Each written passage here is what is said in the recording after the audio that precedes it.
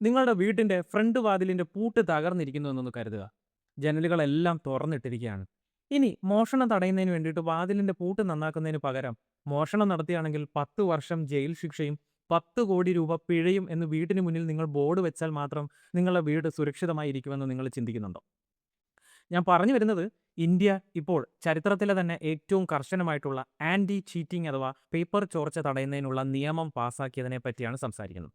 10 വർഷം ജയിൽ ശിക്ഷ, 10 കോടി രൂപ പിഴ, സ്പെഷ്യൽ ഫാസ്റ്റ് ട്രാക്ക് കോടതിയിലെ പ്രൊസീജിയേഴ്സ്, ഇങ്ങനെ ഈ ലിസ്റ്റ് നീണ്ടു പോവുകയാണ്.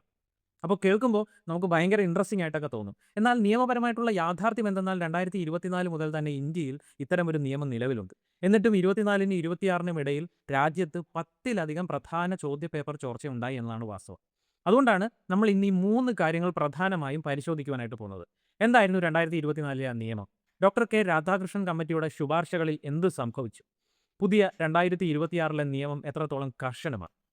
2024 ഫെബ്രുവരിയിലാണ് പബ്ലിക് എക്സാമിനേഷൻസ് ആക്ട് കൊണ്ടുവരുന്നത്. 2021-നും 24-നും ഇടയിൽ നടന്ന 40-ലധികം പേപ്പർ ചോർച്ചകളാണ് പെട്ടെന്ന് ഇങ്ങനെ ഒരു നിയമം കൊണ്ടുവരുവാൻ കാരണമായിട്ടുള്ളത്. അന്ന് സാധാരണ കുറ്റങ്ങൾക്ക് 3 മുതൽ 5 വർഷം വരെ തടവും 10 ലക്ഷം രൂപയും പിഴയും, വലിയ സംഘങ്ങൾക്ക് 5 മുതൽ 10 വർഷം വരെ തടവും 1 കോടി രൂപ പിഴയുമായിരുന്നു ശിക്ഷ. എന്നിട്ടും പേപ്പർ ചോർച്ചകൾ നിന്നില്ല. കാരണം ലോകത്തിന്റെ മറ്റു ക്രിമിനൽ നിയമങ്ങളെ പോലെ തന്നെ കുറ്റകൃത്യം നടന്നതിന് ശേഷം മാത്രമേ ഇതിനും നടപടിയെടുക്കുവാൻ സാധിക്കുമായിരുന്നുള്ളൂ. 2024-ലെ ഈ സംഭവങ്ങൾക്ക് ശേഷം നാഷണൽ ടെസ്റ്റിംഗ് ഏജൻസിയുടെ പ്രവർത്തനങ്ങൾ മെച്ചപ്പെടുത്തുന്നതിനായി മുൻ ISRO ചെയർമാനായിട്ടുള്ള ഡോക്ടർ കെ രാധാകൃഷ്ണന്റെ നേതൃത്വത്തിൽ 7 അംഗങ്ങളുള്ള ഒരു ഹൈ ലെവൽ കമ്മിറ്റി രൂപീകരിച്ചു. അവർ 101 ശുപാർശകൾ സർക്കാരിന് നൽകുകയുണ്ടായി.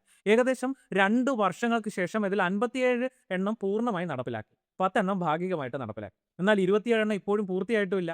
ഇനി നമുക്ക് 2026-ലെ പുതിയ നിയമം 2024-ൽ നിന്ന് എത്രത്തോളം മാറിയിട്ടുണ്ട് എന്നുകൂടി ഒന്ന് പരിശോധിച്ച് നോക്കാം. സാധാരണ കുറ്റങ്ങൾക്ക് തടവ് ശിക്ഷ 5 മുതൽ 10 വർഷം വരെയാക്കി. പിഴ 10 ലക്ഷത്തിൽ നിന്ന് 50 ലക്ഷമാക്കി ഉയർത്തി. സംഘടിത കുറ്റകൃത്യങ്ങൾക്ക് കുറഞ്ഞത് 7 മുതൽ 10 വർഷം വരെ തടവും പിഴ 1 കോടിയിൽ നിന്ന് 10 കോടിയാക്കി ഉയർത്തുകയും ചെയ്തു. സർവീസ് പ്രൊവൈഡർമാർക്ക് ഏർപ്പെടുത്തിയേക്കുന്ന ഒരു വിലക്ക് 4 വർഷത്തിൽ നിന്ന് 8 വർഷമാക്കി. പിഴ 1 കോടിയിൽ നിന്ന് 5 കോടിയാക്കി ഉയർത്തി. മുതിർന്ന മാനേജ്മെന്റിന്റെ വീഴ്ചകൾക്ക് 5 വർഷം തടവും 5 കോടി പിഴയും നേരിടേണ്ടി വരും. ഇതെല്ലാം നോൺ ബെയിലബിൾ ആയതുകൊണ്ട് തന്നെ പോലീസിനോ അല്ലെങ്കിൽ സ്പെഷ്യൽ ടാസ്ക് ഫോഴ്സിനോ യാതൊരു വാറണ്ടിയും ഇല്ലാതെ തന്നെ കുറ്റവാളികളെ അറസ്റ്റ് ചെയ്യാൻ സാധിക്കുകയും ചെയ്യും. ഇപ്പോൾ കേൾക്കാൻ രസമൊക്കെ ഉണ്ടെങ്കിലും നീറ്റ് 2026 കേസ് അറിയുന്നവർക്ക് ഇത് വലിയ രോമാഞ്ചമൊന്നും ഉണ്ടാക്കിയില്ല. കാരണം ഫാസ്റ്റ് ട്രാക്ക് കോടതിയിൽ കേസിന്റെ ആദ്യ ഹിയറിംഗ് നടക്കേണ്ട ദിവസം CBI ഉദ്യോഗസ്ഥർ തന്നെ കോടതിയിൽ എത്തിയില്ല എന്നുള്ളതാണ്. കോടതികൾക്ക് അവരുടെ നടപടികളൊക്കെ വേഗത്തിലാക്കാൻ സാധിച്ചേക്കും. എന്നാൽ അന്വേഷണ ഏജൻസികളെ കൊണ്ട് വേഗത്തിൽ ജോലി ചെയ്യിപ്പിക്കുവാൻ അവർക്ക് തീർച്ചയായിട്ടും സാധിക്കില്ല. ഇന്ത്യയിലെ ഫാസ്റ്റ് ട്രാക്ക് കോടതികളിൽ തന്നെ 2.5 ലക്ഷത്തിലധികം കേസുകൾ കെട്ടിക്കിടക്കുന്നുണ്ട് എന്നാണ് കണക്കുകൾ പറയുന്നത്. ഇൻഫോസിസിന്റെ സഹസ്ഥാപകനും ആധാർ ശില്പിയുമായിട്ടുള്ള നന്ദൻ നീലേക്കനിയുടെയൊക്കെ നേതൃത്വത്തിൽ പുതിയൊരു 6 അംഗ ഹൈ ലെവൽ കമ്മിറ്റിയെ സർക്കാർ ഇതിനായിട്ട് ഇപ്പോൾ നിയമിക്കുകയും ചെയ്തിട്ടുണ്ട് എന്നാണ് വാർത്തകൾ. 2026-ലെ പുതിയ നിയമം വളരെ മികച്ചതാണ്. ശിക്ഷകളൊക്കെ കർശനമാക്കിയിട്ടുണ്ട്. അന്വേഷണ ഏജൻസികൾക്ക് വ്യക്തമായി സമയപരിധിയുമുണ്ട്. എന്നാൽ ഒരു കാര്യം ഓർക്കുക, നിയമം കൊണ്ടുവന്നാൽ മാത്രം പേപ്പർ ചോർച്ച നിൽക്കുകയില്ല. അത് കൃത്യമായ രീതിയിൽ നടപ്പിലാക്കുക തന്നെ വേണം.